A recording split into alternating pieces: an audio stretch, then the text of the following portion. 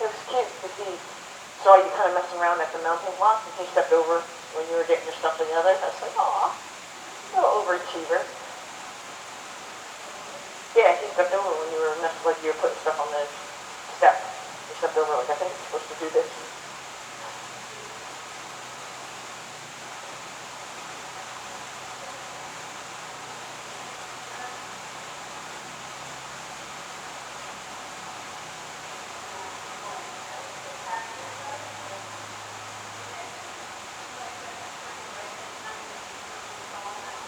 Good. Yeah.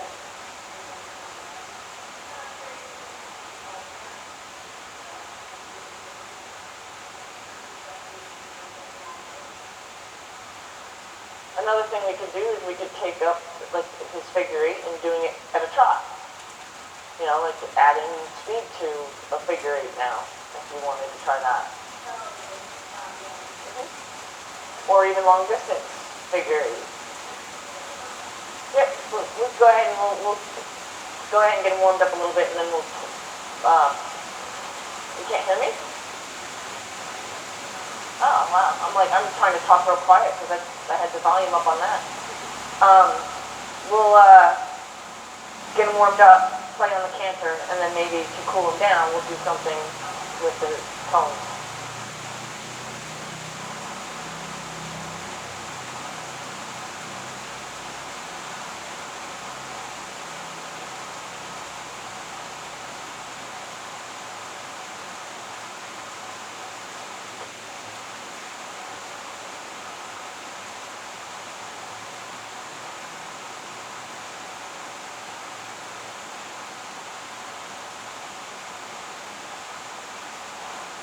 Yeah, so if you wanted to, you could send his hind end away and straighten him out. Yep, now back him up.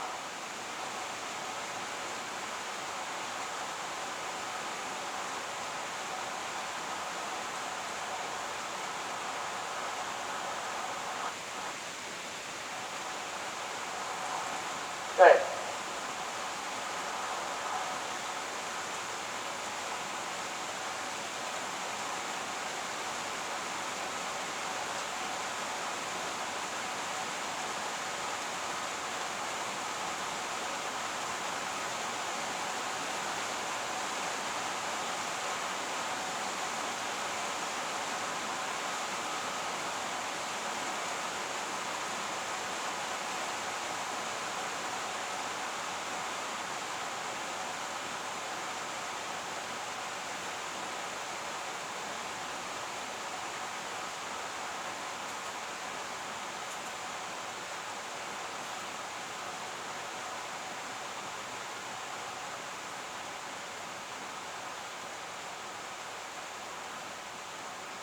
So you can get him to take you seriously by slapping the ground where he was, and hopefully it is past tense.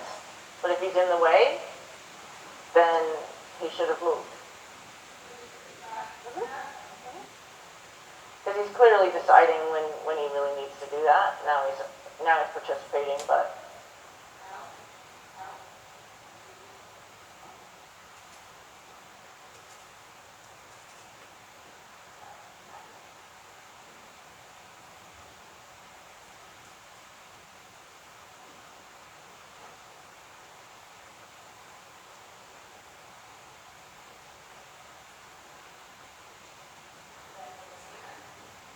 No, we're going to change directions and trot the other way first.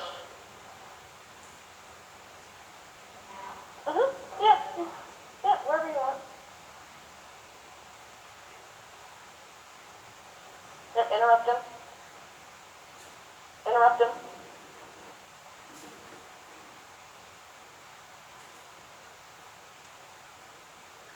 So that's something you can work on, and you might need to take him on a shorter line, but that's something you can work on as one of your goals, is to have a fluid trot change of direction. That's better.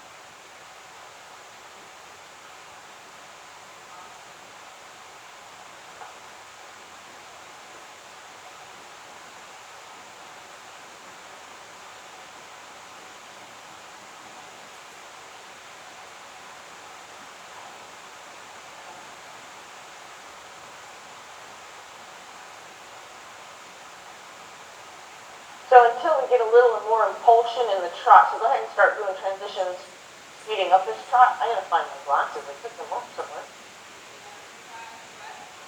See if you can't get him to do more of a working trot so we can get him a little more in the mindset of we're going to do something faster.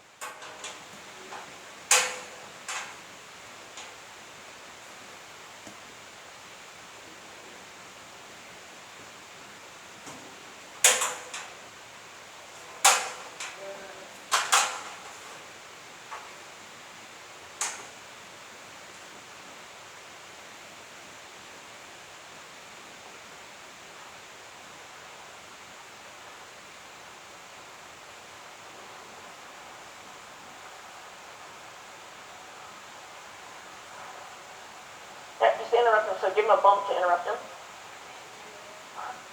Give him a bump to interrupt him, so then you can get him tense. There you go. Now you should be able to get the other eye. Nope, bump him again. Yep.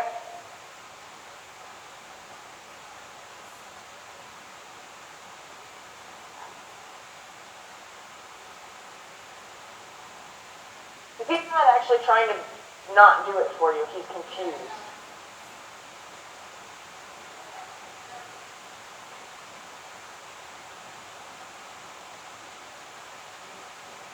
There you go.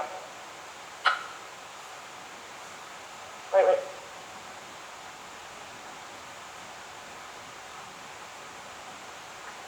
So that's something maybe you would want to try for fluidity reasons on a shorter line.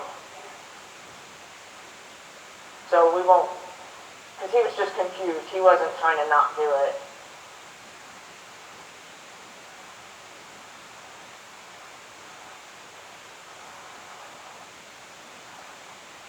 Hopefully I find my glasses before I leave.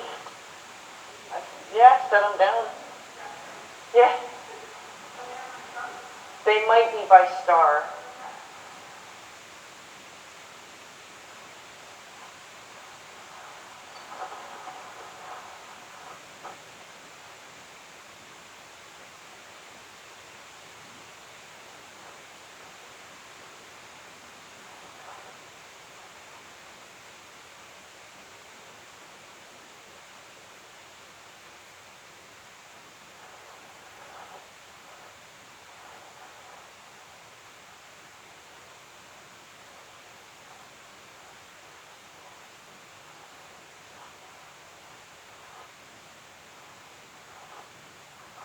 I can see now.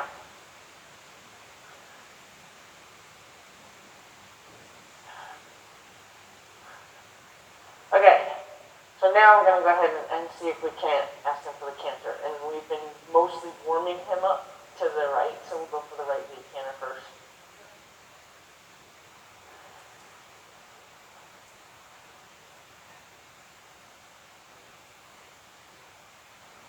So like until you really master on a shorter line those changes of direction, there's no sense in confusing him and getting yourself tangled up in the line.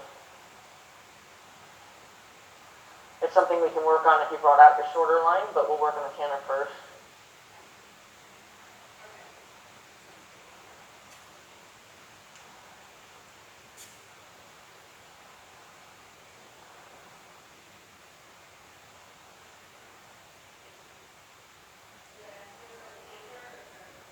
No, we'll go for the trot first, so that way you can understand the transition up.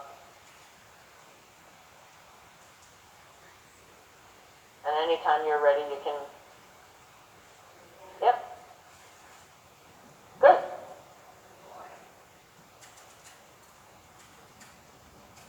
Good. Now just try to get ahead of it before he breaks. There you go. That was perfect timing.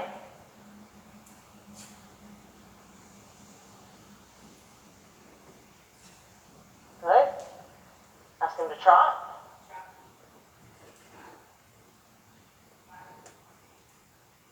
Good.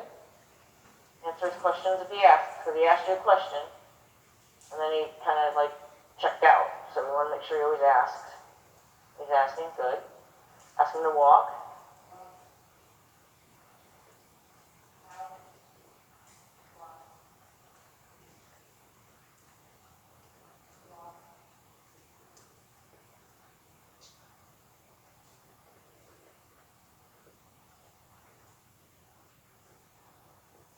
So one of your goals would be to be able to do all your gaits out on the longer line. You know, he kind of spirals himself in, and then you reel him in. You know, like you reel up the slack, but then he gets away with kind of not having to understand the distance he should be keeping.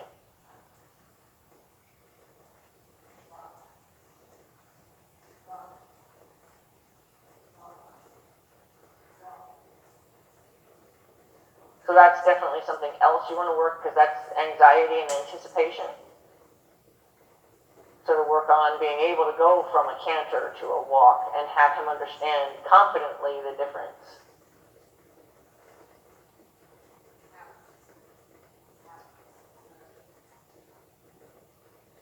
Okay, change directions.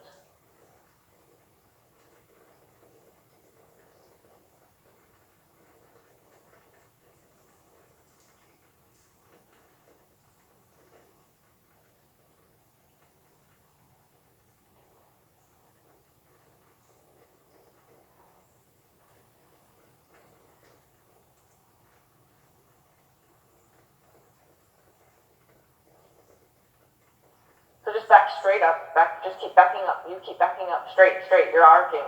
So you're kind of going on his circle. So, yep, hold on. It's okay. Ooh. Ooh.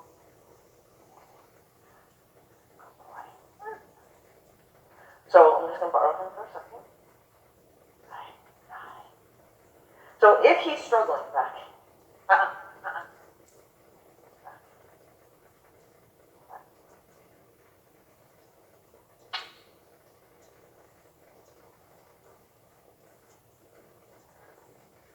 you just keep backing straight up till he gives you that other eye.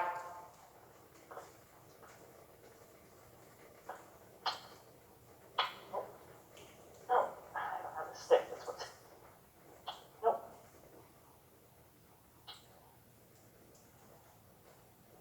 I know.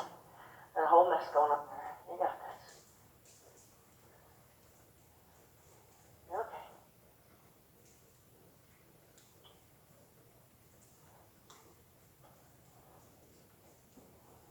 You're okay. Thank you for that. I'm not looking for that.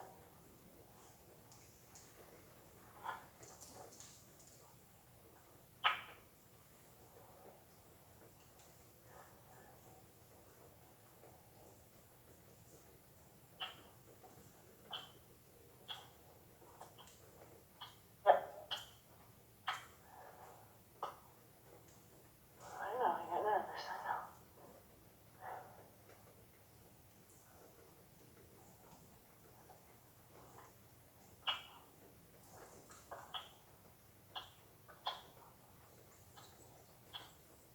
Good. So, you'll want to pick kind of a spot.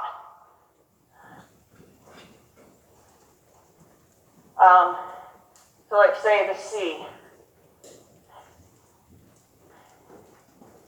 You're alright, stop crossing. And then just back straight up from the C. So I'm going to decide to change directions at the C. I'm going to keep backing straight up from the C until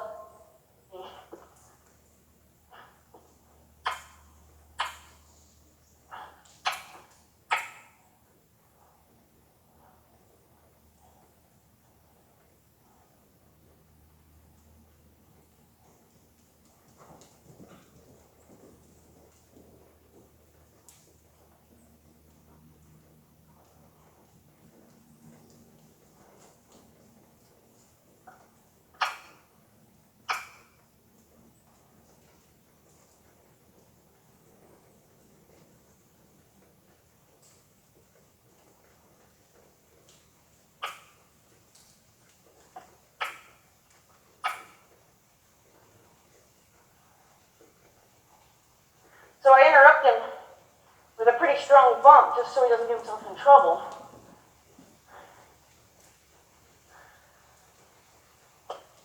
I bend down, which is an invite. Interrupt him to say, pay attention to what I'm asking for. Once it goes, you're going to stop. That's your neutral. So see, that's it. The only reason that in case I need more travel room, that's the only reason why I'm moving right now. It's just in case I need to travel a little bit more. So I'm going to stare at my C. As soon as he comes in front of the C, I'm going to bend down. There.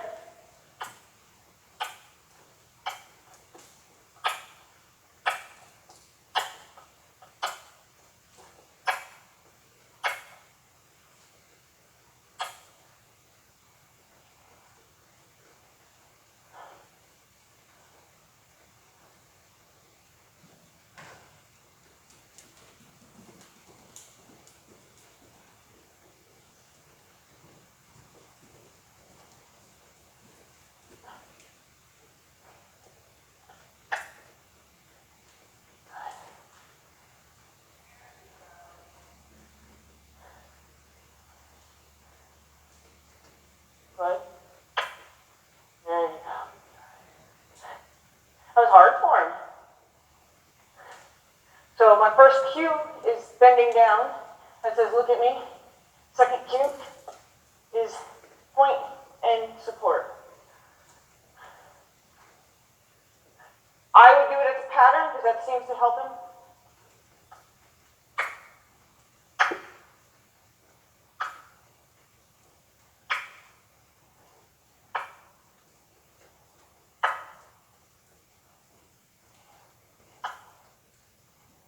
Bend down.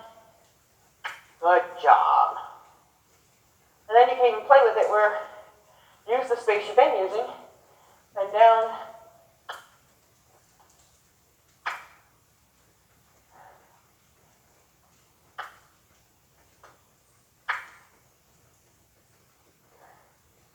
Bend down. There you go.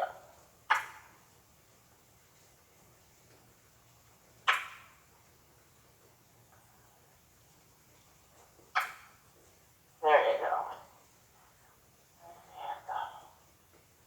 That was hard, huh? That was hard.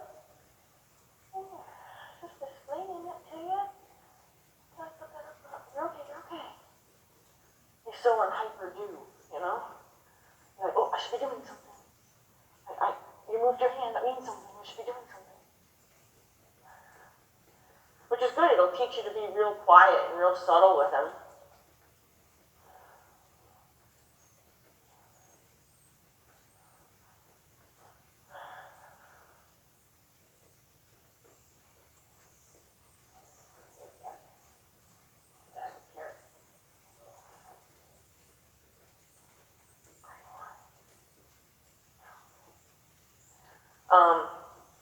So your choices are to go back to just working on the canter, or we can get you doing good turns. The good turns? Then I would go with the shorter line.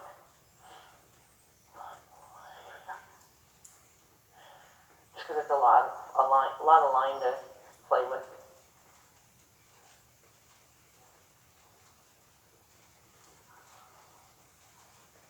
Oh, it's a lot of line for me to play with.